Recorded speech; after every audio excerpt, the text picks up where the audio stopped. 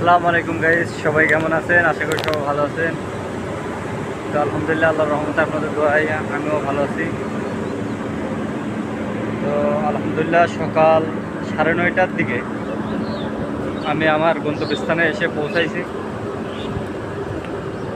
লাখো কোটি শুকরিয়া মহান আল্লাহ রাব্বুল আলামিনের কাছে, যিনি আমাকে সুস্থভাবে গন্তব্যস্থানে নিয়ে আসছেন।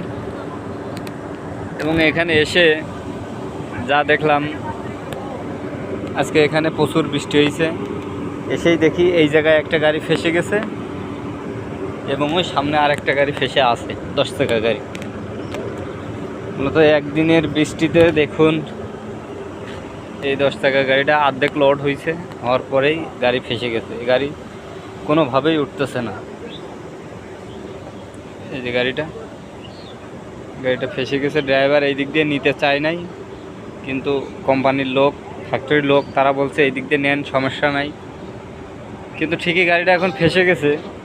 কোম্পানির লোক যে যার মতো ভেগে গেছে, তাদের কাজে আছে।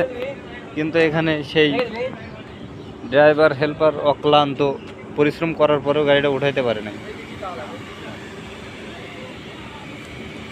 একদিনের বৃষ্টি, যেসব ফ্যাক্টরি জায়গা নর্মাল, এই জায়গাগুলো অবশ্যই ফ্যাক্টরির লোকজনের ঠিক করে রাখা উচিত,